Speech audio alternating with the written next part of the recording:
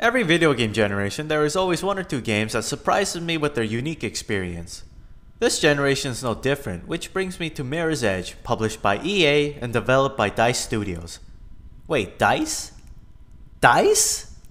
DICE? What the hell?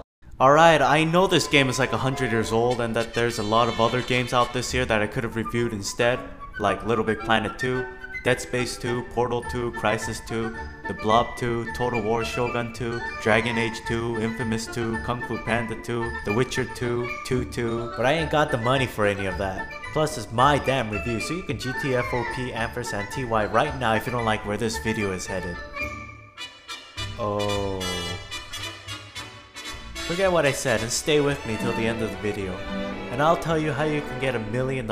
Warning, may not actually get $1 million at the end of this review. Anything like Emma says regarding the issue may bankrupt you and forever ruin your life and reputation. Before I go on, I've heard people can get vertigo from playing this game. So if you have a problem with heights and falling, then I suggest you watch some Mirror's Edge videos just to see if you can handle it.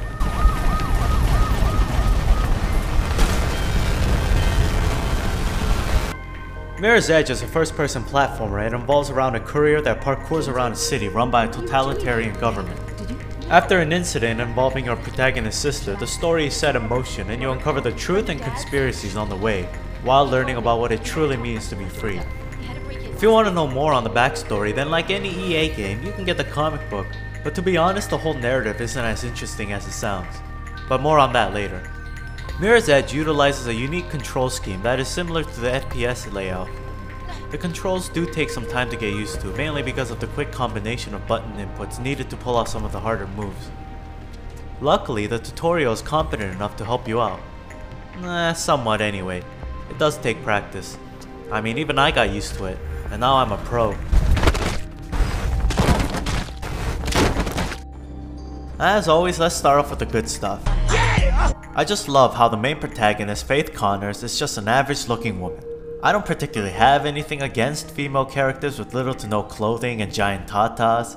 It's just that it's so refreshing and out of the norm these days. Too bad we don't see much of her though, which is odd considering how she's so prominent on the cover. Plus she's Asian. Let's hear it for diversity. LA Noire, Mortal Kombat, Radiant Historica, Human Revolution, Gears of War 3, Marvel vs. Capcom 3, Fate of the Two Worlds. Of course, I can't talk about the game without mentioning the gameplay, which is like nothing I've played before. The parkour is awesome. Couple that with getting shot at, avoiding enemies, and planning your escape on the fly, it really gets the adrenaline going. And since free running is something I can never do in real life, pulling off the right moves is visually entertaining. The concept of bullet time in games, or in ME's case, reaction time, was driven to the ground after the Max Payne series popularized it for the gaming community. It's really just there as a nice easy button to help you out with disarming enemies, or to help you out when you're pulling off a difficult set of moves. Holy cow, how did he do that?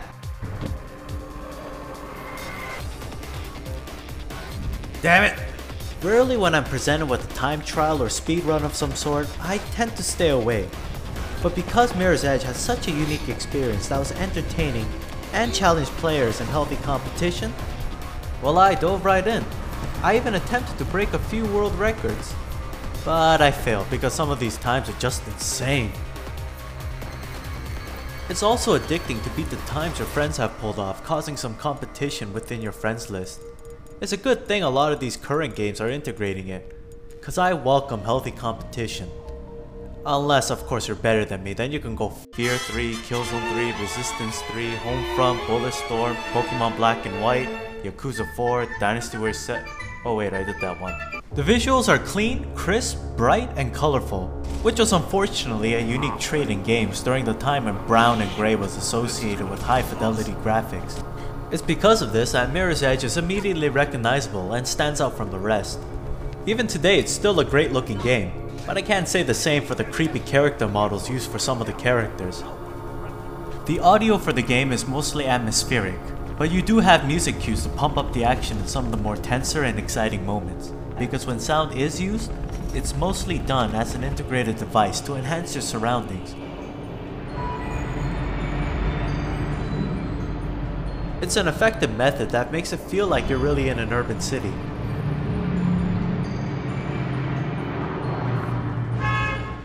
The cover music's still alive. This was a triumph.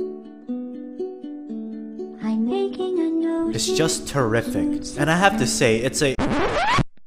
Ah, shoot. Wrong one. How come I never noticed that till now? Ah, there you go. And the cover music's still alive, sung by Lisa Miskovsky, is terrific. And I have to say, it's a real treat whenever you get to hear it in game. Just like you, for how long must I wait? I know there's something wrong. Actually, Lisa, yes, there is something wrong.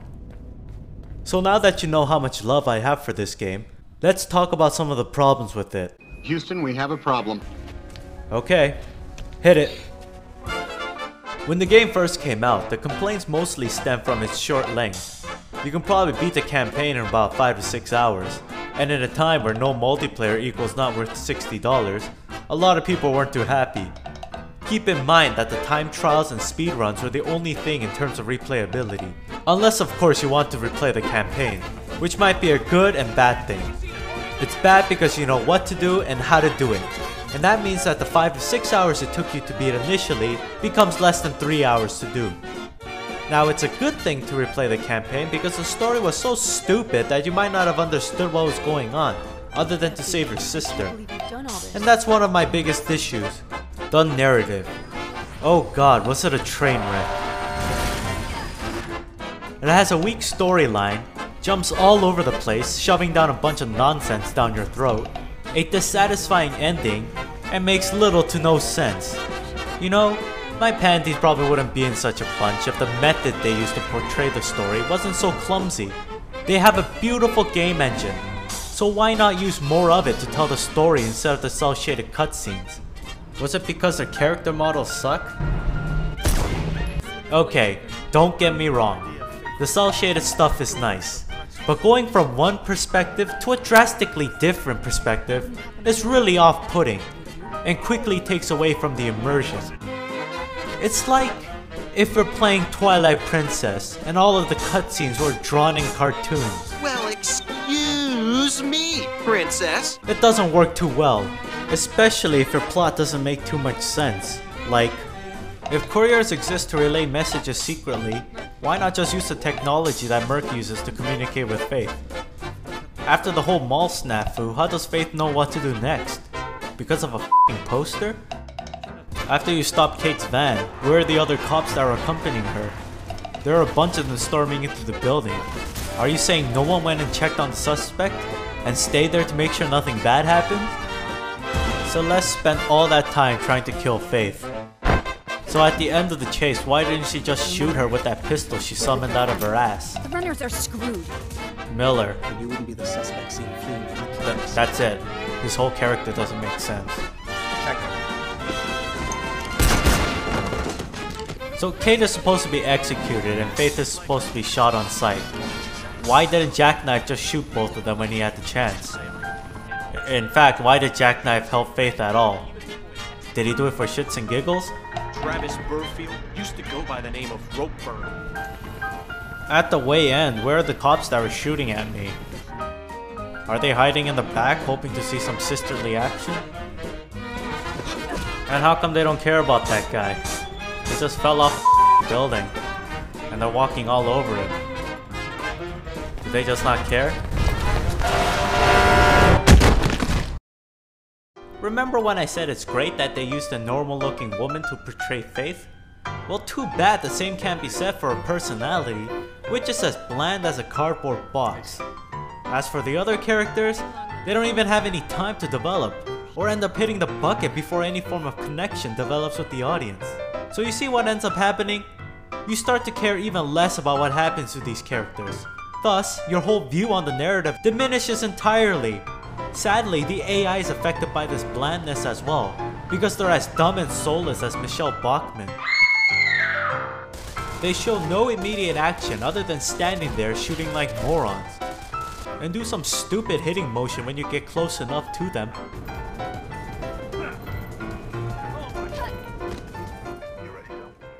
Red Faction, the disappointing game that made me cry. The Back to the Future game, Call of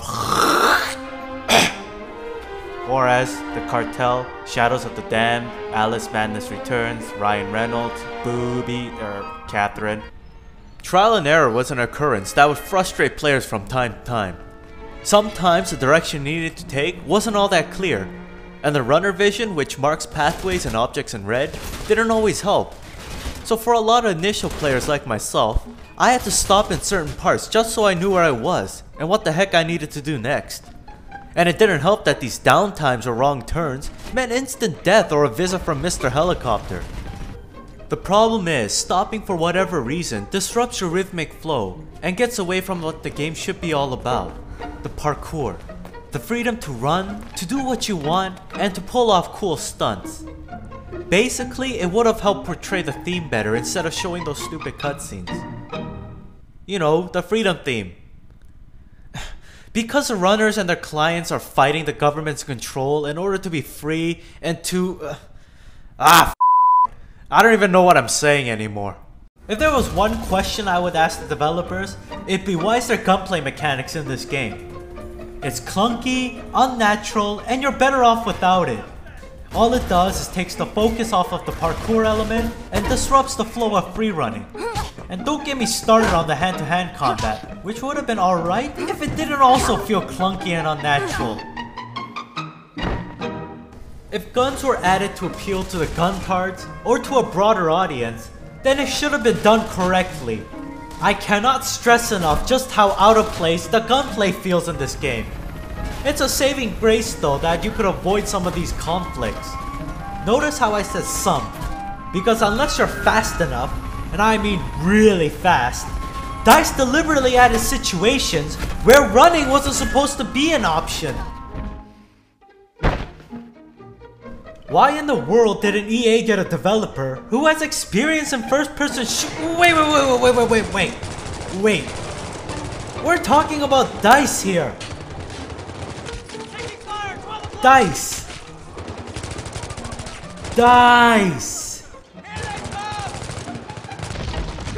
How the f do you mess that up? I've always had a problem with games that integrate a difficulty setting in bland, cheap ways. And Mirror's Edge isn't much different. On the hardest difficulty, the enemies do more damage and you lose the runner vision. That's it. Nothing else to say except DICE could have added more of the pursuit cops in between some of the later parts of the game. But they didn't. Because they're nothing but a bunch of Dead Island, that game no one likes, Michael Jackson, The Experience.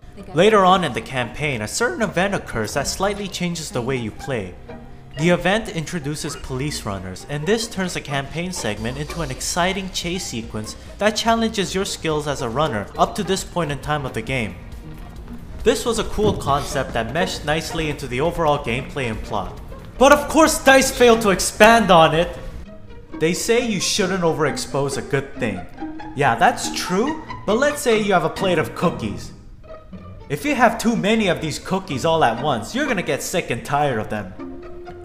However, if you're offering me cookie crumbs, then at least give me enough crumbs for one cookie! What makes it worse is that the story was hinting to this event. But after such a short time on it, the whole thing leading to that event falls flat on its face. And what we end up with are more buildings, less free running, and more terrible firefights! How the f did DICE of all companies mess up the gunplay so badly? But I digress. I can't say much else about it.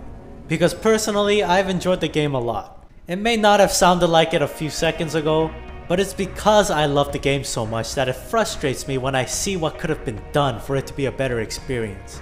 Kind of like this review. Of course, the game is not going to be everyone's cup of tea, and it's not going to satisfy players expecting something only within their realm of comfort. But that's the thing. Mirror's Edge is a unique experience, overshadowed by the flashy Dude Bro games and bogged down by some stupid decisions. If people can get past some of its problems it presents and go at it with an open mind, then I can guarantee you that you'll experience something relatively new and exciting. Would I have recommended to people when it had the $60 price tag? Sadly no, because of the mentioned shortcomings. But it's like $10 to $15 now. What more do you want? Really? That's what people wanted? If that's all it took for people to buy this game, then sure, why not? But it's too late, cause there's not gonna be a sequel. Oh.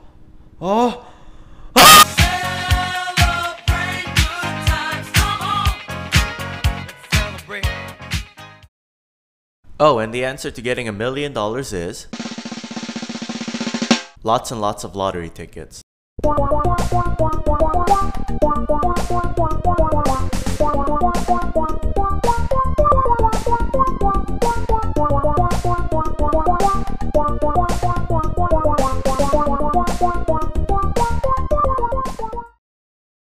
Darkspore, another Lego game, Brink, Dynasty Warriors Gundam 3. Oh god, no. No.